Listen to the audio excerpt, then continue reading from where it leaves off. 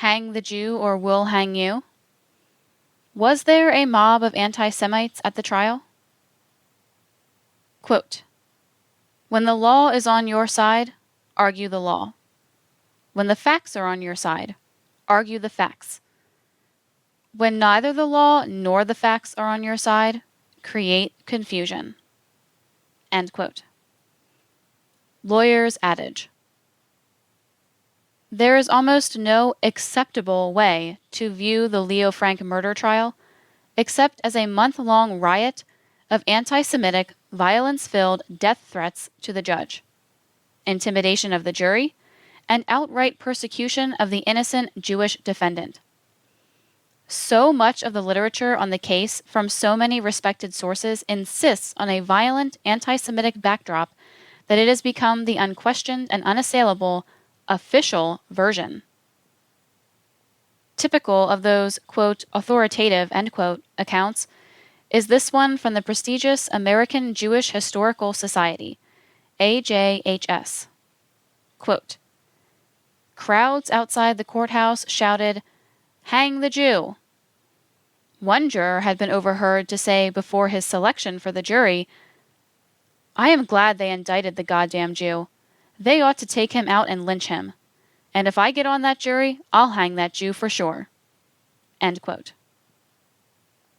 The AJHS here blends elements from several creative accounts, but variations on the above theme, as will be shown, are virtually endless.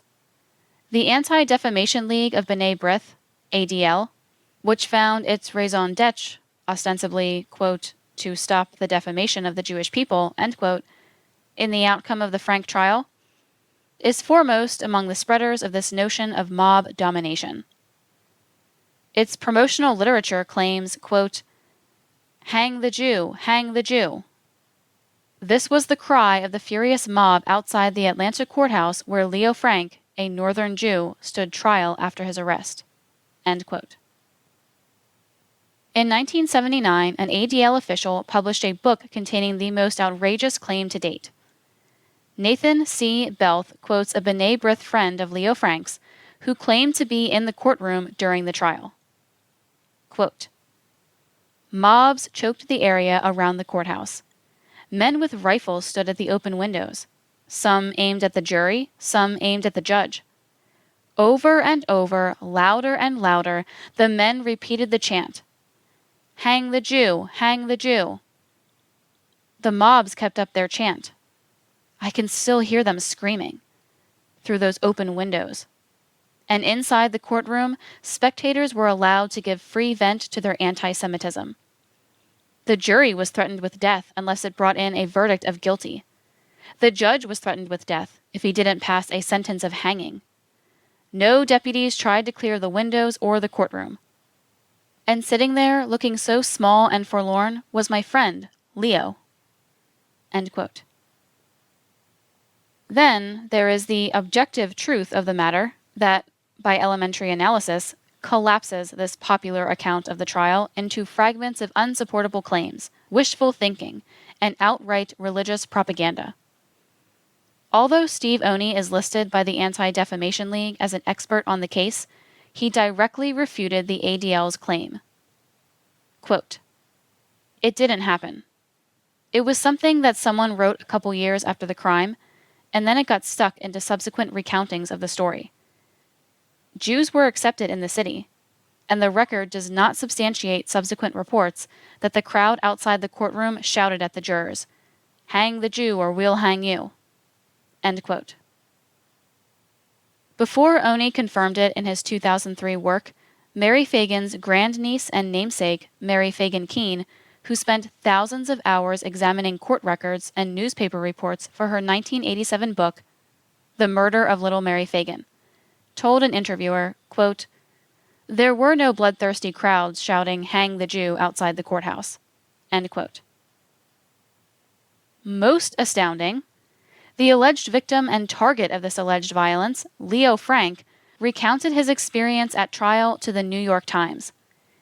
He referred to the crowd as, quote, "unruly and boisterous," end quote. Quite common for trials of that era, but he made no mention of any anti-Semitic threats, chants, slogans, or statements.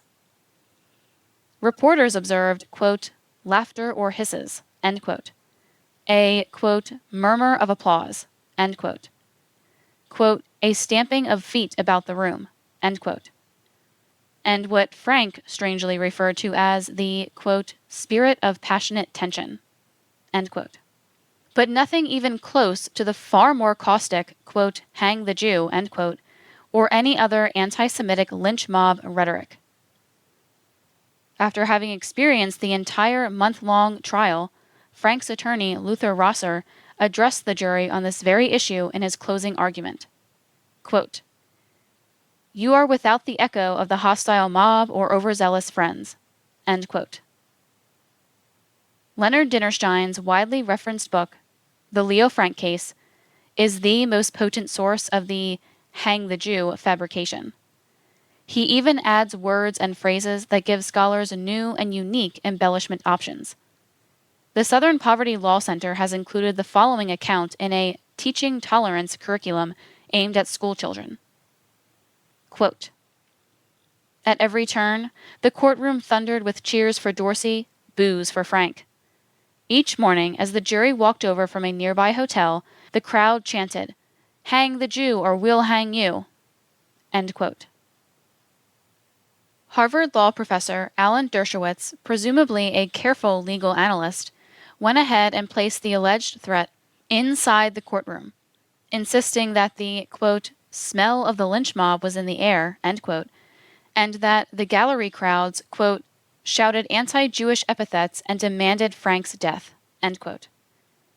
Jewish neoconservative Murray Friedman further enlarges the fable beyond that which his own source claims. He says the cry was, quote, death to the Jew, end quote. In most of the books and articles that mention the Frank case, some version of that phrase is the only quote presented from the 2-year case history. Anatomy of a lie.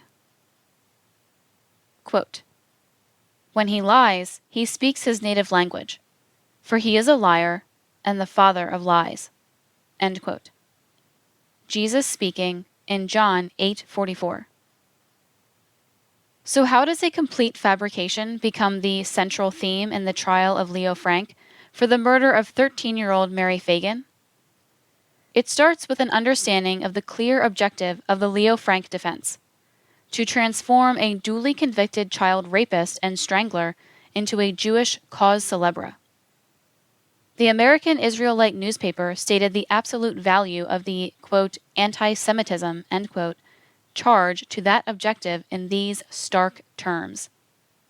Quote, the moment the cry of hang the Jew was raised, the case was made one of interest to every Jew in the United States, end quote. And when we peel back the layers of this enduring legend, we find its source.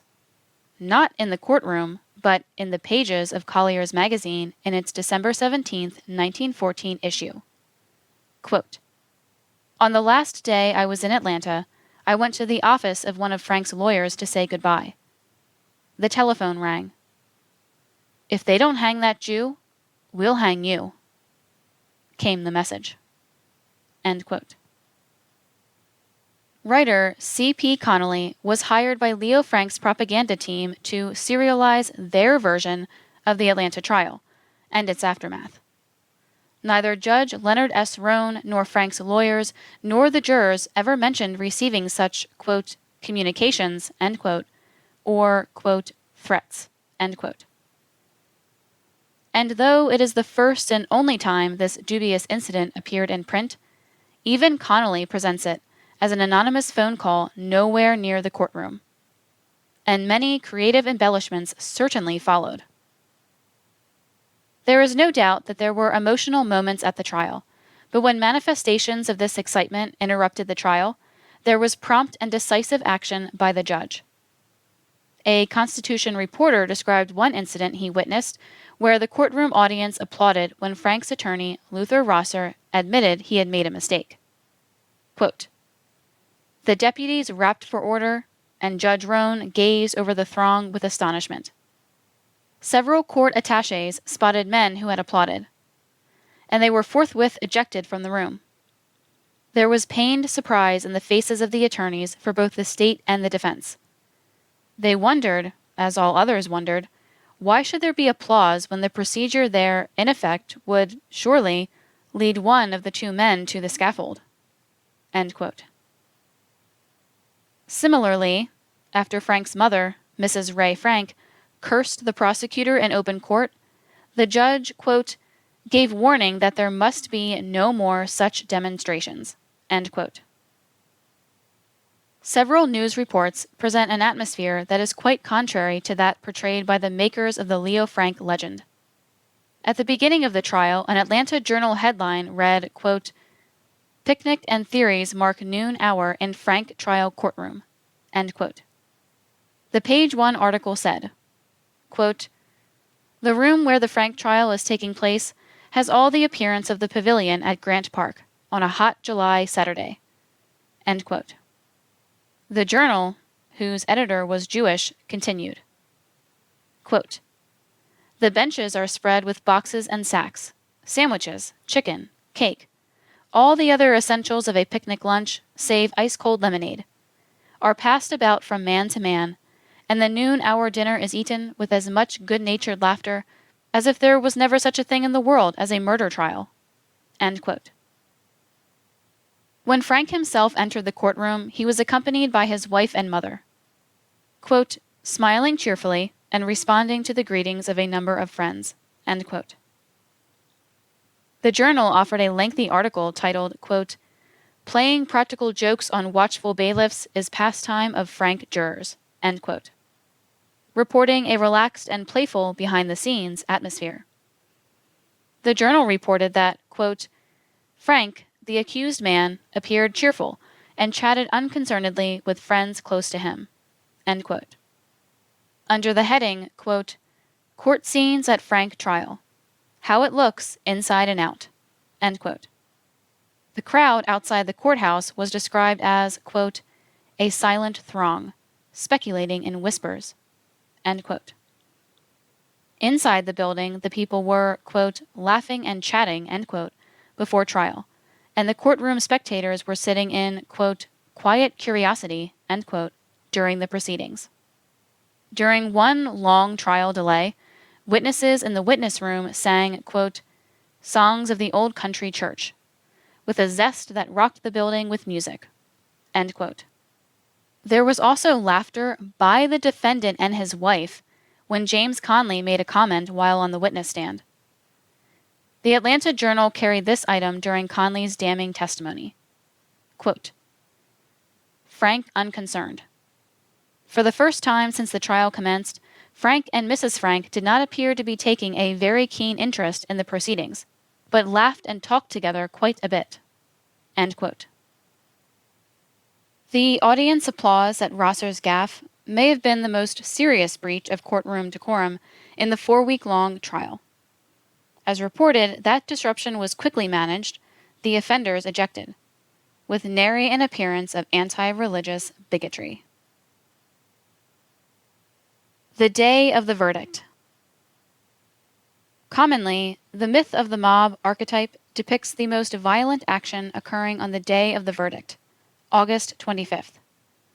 The final day of the trial, when the jury received its instructions from Judge Roan, is that moment of the court proceedings when the fury of, quote, "the mob," end quote, is said to have been at its peak. It is claimed that knife and gun-wielding anti-Semites commandeered the courtroom, chanting to the jury, quote, "Hang the Jew or we'll hang you," end quote. Of course, at no point in the trial were those caustic words spoken, nor were weapons brandished or used. And tucked away in the all-important blow-by-blow trial coverage by the Atlanta dailies is a significant observation. The Atlanta Journal reported, quote, "All women who were waiting when the doors opened were given right-of-way into court. Some 175 of them were seated before the officers began to admit the men, and not more than 50 of these latter could get in." End quote.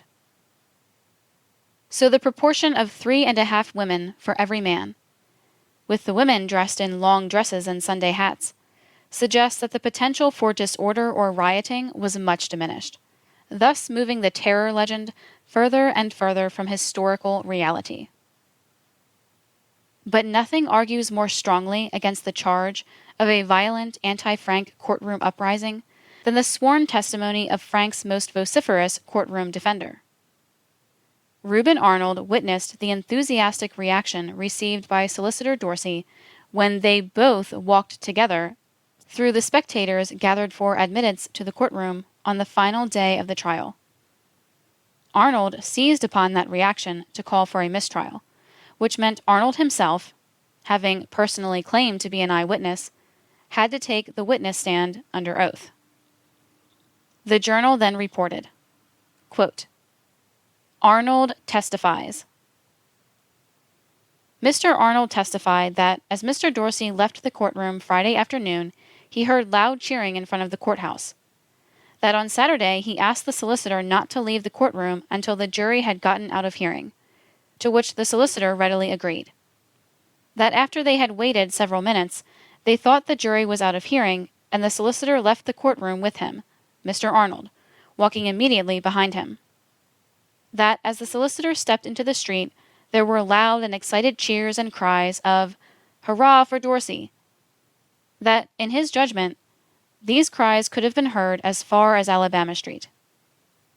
On cross-examination by Attorney Hooper, Mr. Arnold testified that he did not know where the jury was at the time, except by information, that he did not hear this trial mentioned by the crowd, and that he did not hear the crowd mention Frank's name. End quote. Arnold, under oath, described the crowd as expressing, quote, "approbation," end quote, for Dorsey's courtroom expertise. Arnold mentioned no threats, no violence, no intimidation, and nothing even remotely related to anti-Semitism. Frank himself was returned to his jail cell, where he and his wife were, quote, "talking and smiling," end quote, before she, quote, "kissed him, smiling brightly," end quote. Judge Rohn denied the motion for a mistrial. And now that Oney's 2003 book, "And the Dead Shall Rise," has become the standard work on the topic, a very interesting thing has happened. The, quote, "chanting mob," end quote, has vanished as mysteriously as it arrived, suddenly dropped from all the latest works by pro-Frank writers. The recently published Encyclopedia of American Jewish History, 2008, doesn't repeat the charge at all. Atlanta's own William Bremen Jewish Heritage Museum opened an exhibit in 2008 that it considers, quote, "the last word," end quote, on the Leo Frank case. The exhibition catalog, edited by Jane Levy, features the writings of several scholars, including Eli N. Evans, Andy Ambrose, Clifford Kuhn, Steve Oney, Matthew H. Bernstein, and Leonard Dinnerstein, none of whom repeats the claim that used to be central to the Leo Frank legend. The Bremen has offered no explanation for the dropped claim. The 2009 PBS television docudrama by Ben Loderman goes even further in its production and depicts the courtroom audience as orderly and attentive, which, by all newspaper accounts, they were. It should also be noted that after Frank's trial, there were several official court hearings and appeals, fully discussed in the daily papers, at which there were no crowds, no threats, and no disturbances, not even pickets or protesters. Nor were there any marches or rallies. All the judicial proceedings decided against Frank without the help of an intimidating mob. Once Frank's 22 months of appeals were exhausted and his execution imminent, Governor John Slayton in June of 1915 held clemency hearings, where he considered commuting or vacating the sentence, or even pardoning the convict. This is where one might expect the most flagrant manifestations of the fervent hate and violence claimed by so many of the Jewish framers of the case. Not so. Again, There was not even a protest at any time during the well-advertised gubernatorial hearing reported on by all the Atlanta newspapers. Once the governor commuted Frank's sentence on June 21, 1915, violence did break out and threats were issued, but not against Leo Frank or the Jews of Atlanta.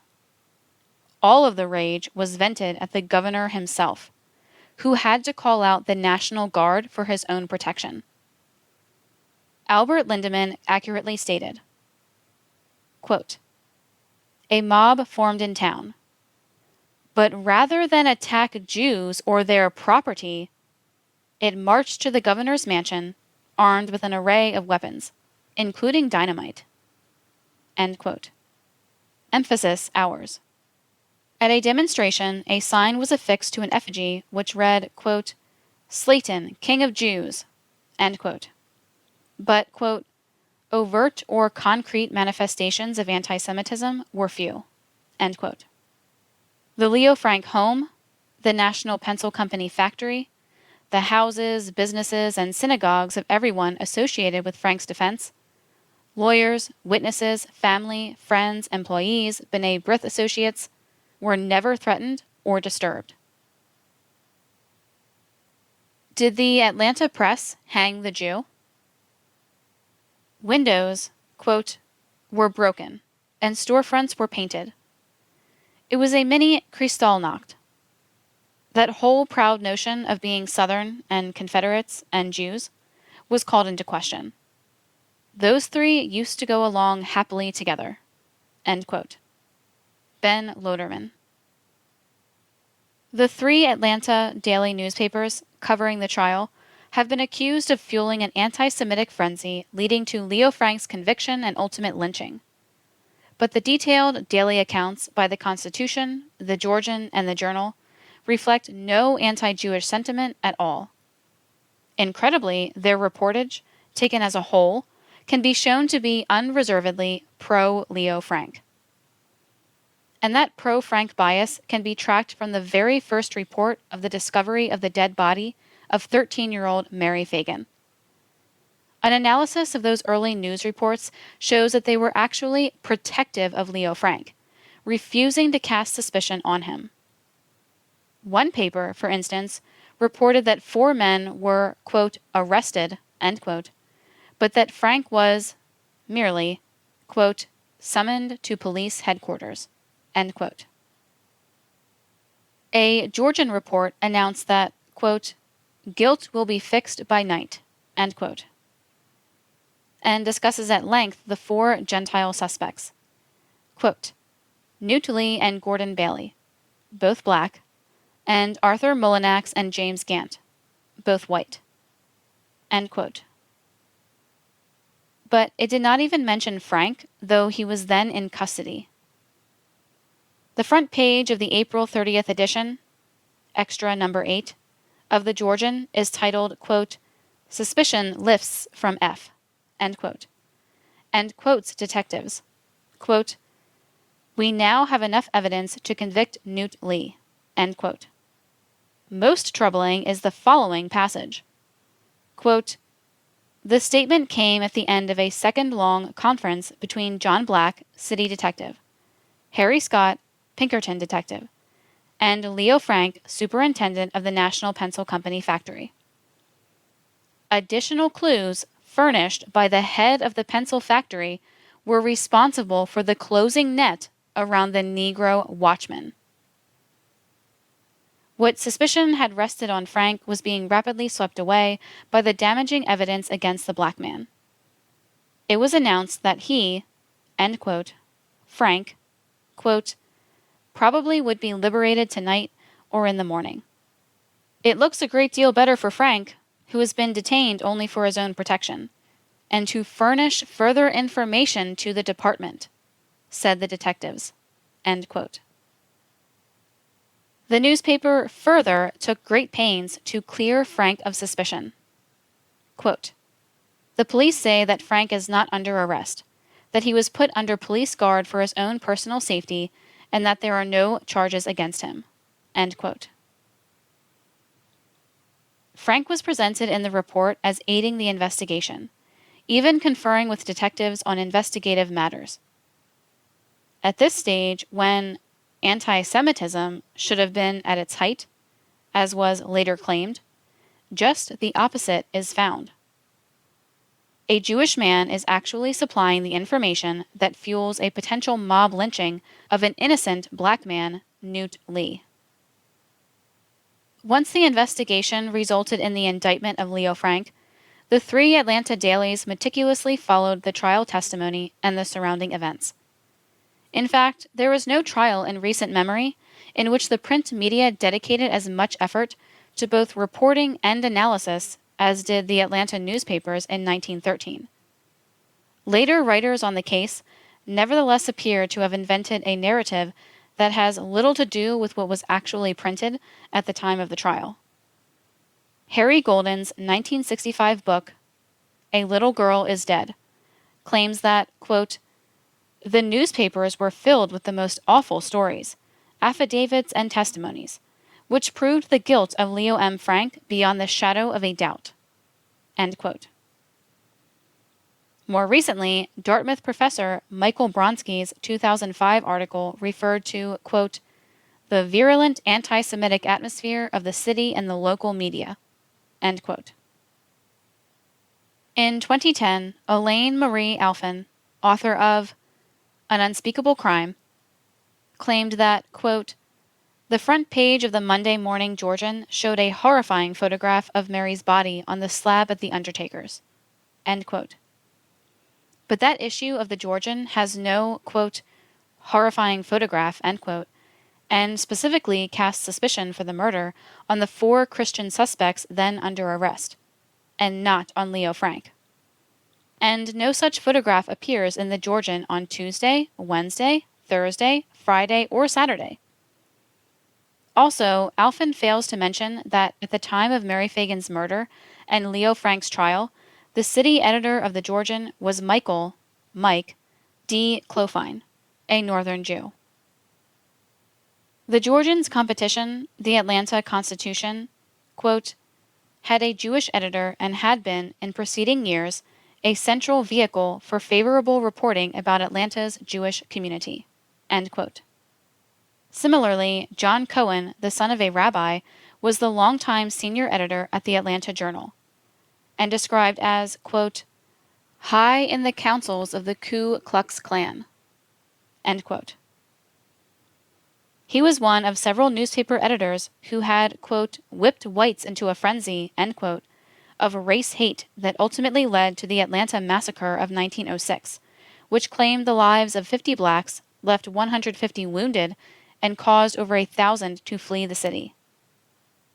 In 1905, Cohen's paper serialized Thomas Dixon's racist novel, Klansman, which glorifies the violent terrorism of the Ku Klux Klan and asserts that blacks in America represented a lethal threat to white society. So perversely captivating was the book that it became the inspiration for the most racially destructive movie ever made, The Birth of a Nation. As Oni points out, after Hearst's Georgian appeared to sensationalize the case at Frank's expense, quote, a protest by the city's Jews prompted the Hearst paper to reverse course. Thereafter, it not only editorialized in Frank's behalf, but slanted news stories in his favor. End quote. And from then on, Oni continues, quote, to the extent that there was bias in the coverage, it was mostly in Frank's favor, as both the Georgian and the Journal, evincing the prejudices of the time, ridiculed the state's star witness, a black factory janitor named Jim Conley. End quote. Leo Frank's own lawyer, Luther Rosser, stopped the proceedings in mid-trial to declare, quote, these boys over at the press table do their best to get accurate facts. End quote. Rosser thus provides our best indication that the Frank team was essentially satisfied with the coverage they had received in the 13 weeks since the murder. After his August 1913 conviction, Frank's lawyers began filing appeals, and at an October hearing, Reuben Arnold freely denounced and derided the judge. the jury, the spectators, and the witnesses in the strongest language. He specifically wanted the judge to juxtapose that assessment against the behavior of the press. Quote, "The newspapers have tried to report the case with justice for everybody." End quote. During that same tumultuous period, Jewish merchants freely placed paid advertisements for their businesses in all three dailies. A review of their pages before, during, and after the trial reveals no change in the frequency, size, or message of these advertisements. One might expect that Jewish merchants and business leaders, many of whom were certainly B'nai B'rith members, would express their righteous anger at those supposedly bigoted dailies by simply withdrawing their advertising dollars, which were a significant revenue stream for all the Atlanta newspapers.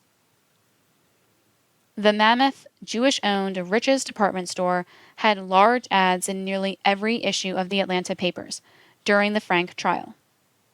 The Southern Merchants Association convened in the city at the same time as the trial, and the ads from Jewish businesses targeting the attendees were as prominent as ever.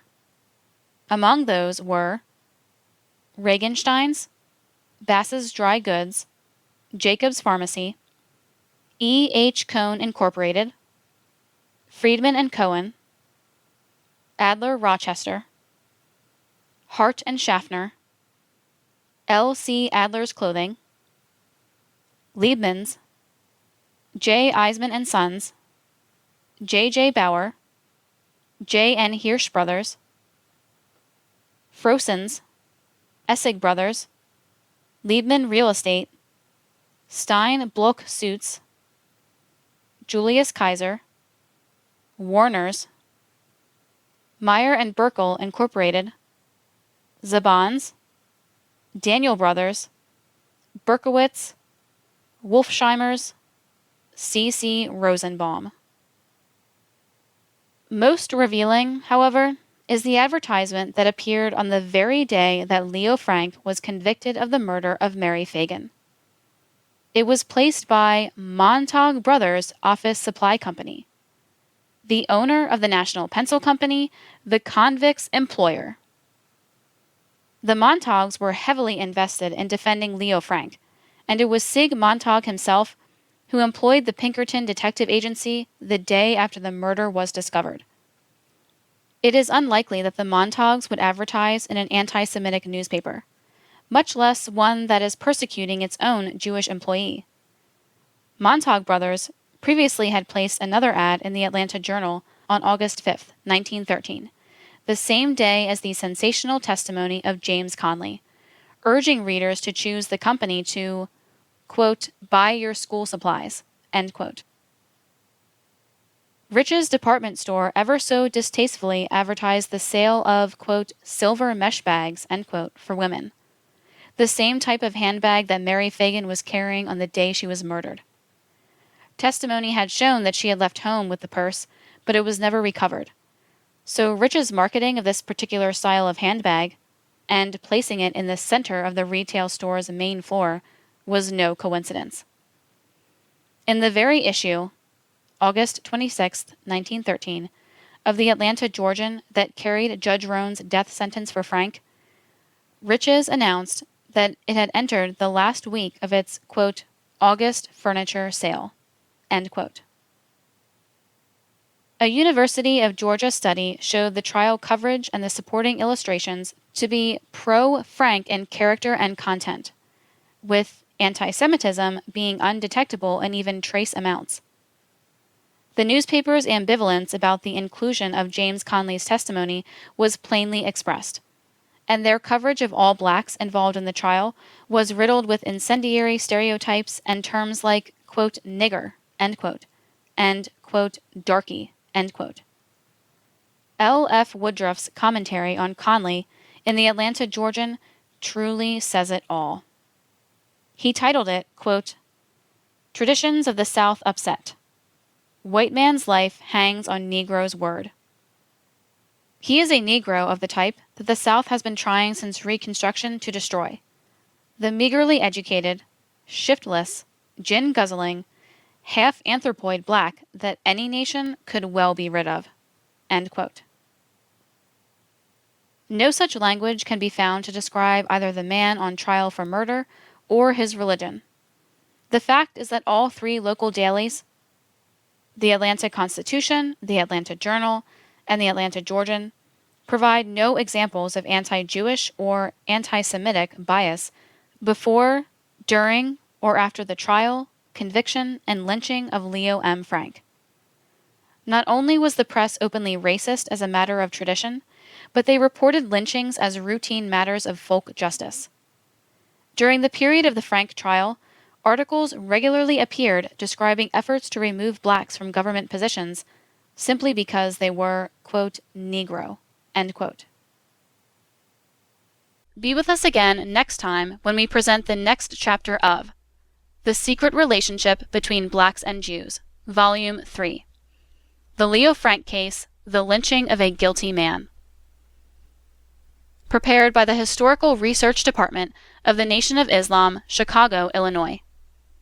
Copyright 2016 by Latimer Associates. All rights reserved. Published in audiobook form by the American Mercury with permission of the Historical Research Department of the Nation of Islam. Of the Nation of Islam. Of the Nation of Islam. Of the